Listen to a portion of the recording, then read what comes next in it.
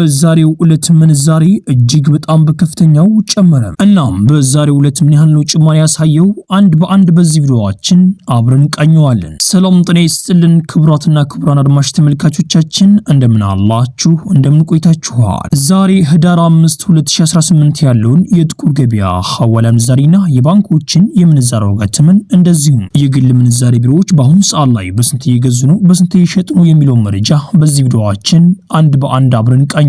በዛሬው ዕለት በጥቁር ገበያ ወይም ደግሞ በሐዋላ ምንዛሬ የ14 ሀገራቶችን የምንዛሬ ዋጋ ተመን በተጨማሪም በባንኮች ደረጃ ደግሞ የ6 ባንኮችን የምንዛሬ ዋጋ ተመን ከ6 ባንኮች አሪፍ ምንዛሬ እየመነዘረ የሚገኘው ባንክ የትኛው ባንክ ነው የሚለው መረጃ በዚህ ቪዲዮአችን አንድ በአንድ አብረን ቃኘዋለን። በተጨማሪም በግል ምንዛሬ ቢሮዎች የ6 ሀገራቶችን የምንዛሬ ዋጋ ተመን በዛሬው ዕለት ጨምሯል ወይስ ቀንሷል የሚለው መረጃ በዚህ ቪዲዮአችን አብረን እንመለከተዋለን። እነሆ በባለፈው እጅግ በጣም በከፍተኛው ጭማሪ ያደረገ የነበረው ምንዛሬ አሁን ላይም ጭማሪ ያደረገ ይገኛል። በተጨማሪም አብሶም ደግሞ ባንኮች እጅግ በጣም በአሁኑ ሰዓት ላይ አስገራሚ የሆነ ጭማሪ ያሳዩ ይገኛሉ። እናም በዛሬው ዕለትም እንደዚሁ ጭማሪ አሳይተዋል። የኢትዮጵያ ምንዛሬ በአሁኑ ሰዓት ላይ ቀን በቀን ዕለት በዕለት እየጨመረ ይገኛል። ይሄ ጭማሪ ወዴት ነው የሚሄደው ወዴት ነው የሚያመራው የሚለው ነገር በጣም በህዝቡ ዘንድ አሳሳቢ ሆኗል። ይሄም ጭማሪ በዛ አይነት መልኩ የሚቀጥል ከሆነ በባንኮች ብቻ 200 ብር እንደሚገባም ይነገራል። በጥቁር ገበያው እንደዚህም ደግሞ በሐዋላ ምንዛሬ ላይ ደግሞ ከዛ በላይም እንደሚሄድም ይነገራል። ምንዛሬውን ወደዛ የሚገፋው ነገር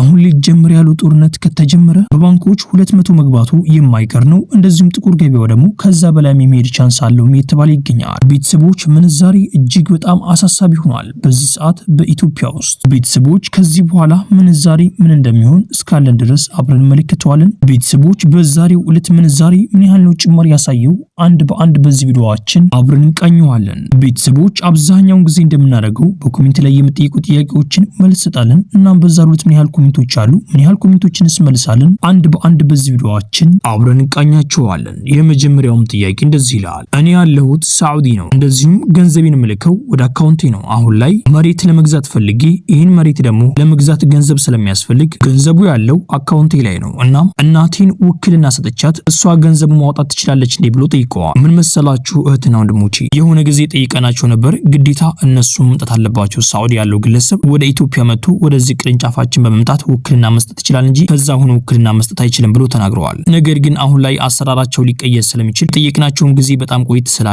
እኛ አናግረናቸው ወደ እናንተ እናቀርብላችኋለን። ቀጣይኛውም ኮሜንት እንደዚህ ይላል። እኔ ያለሁት ጆርዳን ነኝ። እናም $2000 አለኝ። እንደዚሁም ደግሞ ከ4 ወር በኋላ ወደ ሀገር ቤት እገባለሁ። ይህም ማለት ከ4 ወር በኋላ ወደ ኢትዮጵያ እገባለሁ ማለት ነው። እናም ይህን $2000 እዛው ሁኜ ላስመንዝረው ወይስ ወደ ኢትዮጵያ ይዤ መጥቼ ኢትዮጵያ ውስጥ ባስመነዝረው ይሻላል ብላ ጠይቃል። ምን መሰለሽ እህቴ፣ ወደ ኢትዮጵያ ይዘሽ መጪ በጣም የተሻለ ነው። ለምን እንደዛ እንዳልኳችሁ ልንገራችሁ። አንደኛ አሪፍ ምንዛሬ ታገኛላችሁ። አንድ የአሜሪካን ዶላር ወደ 173 ብር አካባቢ።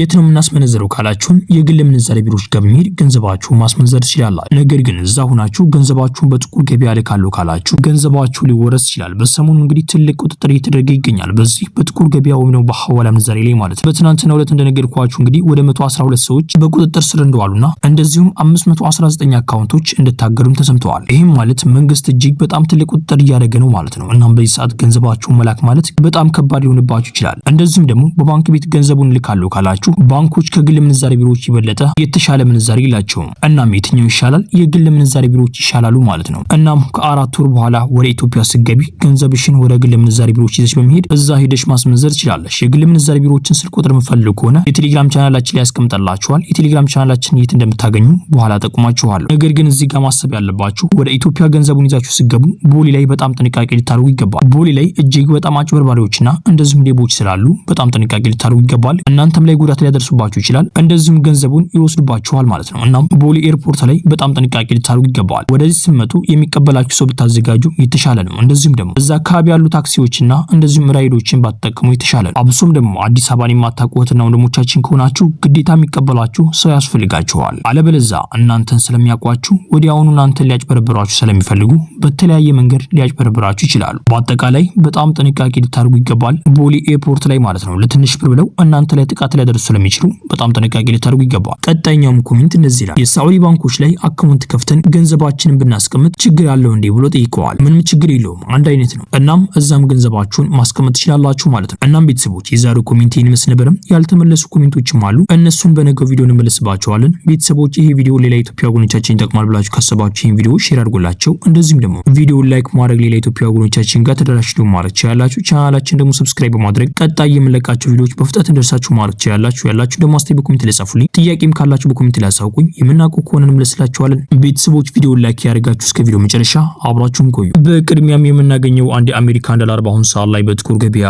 ሐዋላ ምንዛሬ እየተመነዘረበት ያለው ዋጋም 179 ብር ከ21 ሳንቲም እየተመነዘረ ሲሆን 100 የአሜሪካን ዶላሮች ደግሞ 17921 ብር በኢትዮጵያ ብር በጥቁር ገበያ ሐዋላ ምንዛሬ በዛሬው ዕለት ሲመነዘር ይውላል። የአሜሪካን ዶላርን በአሁኑ ሰዓት ላይ በከፍተኛ ዋጋ እየገዛ የሚገኘው ባንክ የአባይ ባንክ ነው። የአባይ ባንክ አንድ የአሜሪካን ዶላር እየገዛበት ያለው ዋጋ 151 ብር ከ28 ሳንቲም የተገዛ ሲሆን እየተሸጠበት ያለው ዋጋ ደግሞ 154 ብር ከ30 ሳንቲም እነሱ ይሸጣሉ። የኢትዮጵያ ንግድ ባንክ አንድ የአሜሪካን ዶላር እየገዛበት ያለው ዋጋ 150 ብር ከ52 ሳንቲም የተገዛ ሲሆን እየተሸጠበት ያለው ዋጋ ደግሞ 153 ብር ከ53 ሳንቲም እነሱ ይሸጣሉ። የግል ምንዛሬ ቢሮዎች በአሁኑ ሰዓት ላይ አንድ የአሜሪካን ዶላር እየገዙበት ያለው ዋጋ 173 ብር ከ70 ሳንቲም የተገዛ ሲሆን እየተሸጠበት ያለው ዋጋ ደግሞ 177 ብር ከ17 ሳንቲም እነሱ ይሸጣሉ። በቀጣይ የምናገኘው አንድ ዩሮ በአሁኑ ሰዓት ላይ በጥቁር ገበያ ሐዋላ ምንዛሬ እየተመነዘረበት ያለው ዋጋ 265 ብር ከ39 ሳንቲም እየተመነዘረ ሲሆን 100 ዩሮዎች ደግሞ 26539 ብር በኢትዮጵያ ብር በጥቁር ገበያ ሐዋላ ምንዛሬ በዛሬው ዕለት ሲመነዘር ይውላል። ዩሮን በአሁኑ ሰዓት ላይ በከፍተኛ ዋጋ እየገዛ የሚገኘው ባንክ የአባይ ባንክ ነው። የአባይ ባንክ አንድን ዩሮ እየገዛበት ያለው ዋጋ 175 ብር ከ03 ሳንቲም እየገዛ ሲሆን እየሸጠበት ያለው ዋጋ ደግሞ 178 ብር ከ53 ሳንቲም እነሱ ይሸጣሉ። የኢትዮጵያ ንግድ ባንክ አንድን ዩሮ እየገዛበት ያለው ዋጋ 174 ብር ከ23 ሳንቲም የተገዛ ሲሆን እየተሸጠበት ያለው ዋጋ ደግሞ 177 ብር ከ72 ሳንቲም እነሱ ይሸጣሉ። የግል ምንዛሬ ቢሮዎች በአሁኑ ሰዓት ላይ አንድን ዩሮ እየገዙበት ያለው ዋጋ 194 ብር ከ40 ሳንቲም የተገዛ ሲሆን እየተሸጠበት ያለው ዋጋ ደግሞ 198 ብር ከ29 ሳንቲም እነሱ ይሸጣሉ። በቀጣይ የምናገኘው አንድ ስዊስ ፍራንክ በአሁኑ ሰዓት ላይ በጥቁር ገበያ ሐዋላ ምንዛሬ እየተመነዘረበት ያለው ዋጋ 225 ብር ከ90 ሳንቲም እየተመነዘረ ሲሆን 100 ስዊስ ፍራንኮች ደግሞ 22590 ብር በኢትዮጵያ ብር በጥቁር ገበያ ሐዋላ ምንዛሬ በዛሬው ዕለት ሲመነዘር ይውላል። የስዊስ ፍራንክን በአሁኑ ሰዓት ላይ በከፍተኛ ዋጋ እየገዛ የሚገኘው ባንክ የኦሮሚያ ባንክ ነው። የኦሮሚያ ባንክ አንድ የስዊስ ፍራንክ እየገዛበት ያለው ዋጋ 189 ብር ከ06 ሳንቲም እየገዛ ሲሆን እየሸጠበት ያለው ዋጋ ደግሞ 192 ብር ከ84 ሳንቲም እነሱ ይሸጣሉ። በቀጣይ የምናገኘው አንድ የካናዳ ዶላር በአሁኑ ሰዓት ላይ በጥቁር ገበያ ሐዋላ ምንዛሬ እየተመነዘረበት ያለው ዋጋ 127 ብር ከ54 ሳንቲም እየተመነዘረ ሲሆን 100 የካናዳ ዶላሮች ደግሞ 12754 ብር በኢትዮጵያ ብር በጥቁር ገበያ ሐዋላ ምንዛሬ በዛሬው ዕለት ሲመነዘር ይውላል። የካናዳ ዶላርን በአሁኑ ሰዓት ላይ በከፍተኛ ዋጋ እየገዛ የሚገኘው ባንክ የአዋሽ ባንክ ነው። የአዋሽ ባንክ አንድ የካናዳ ዶላር በአሁኑ ሰዓት ላይ የገዛበት ያለው ዋጋ 170 ብር ከ84 ሳንቲም የተገዛ ሲሆን እየተሸጠበት ያለው ዋጋ ደግሞ 110 ብር ከ00 ሳንቲም እነሱ ይሸጣሉ። በቀጣይ የምናገኘው አንድ የአውስትራሊያን ዶላር በአሁኑ ሰዓት ላይ በጥቁር ገበያ ሐዋላ ምንዛሬ እየተመነዘረበት ያለው ዋጋ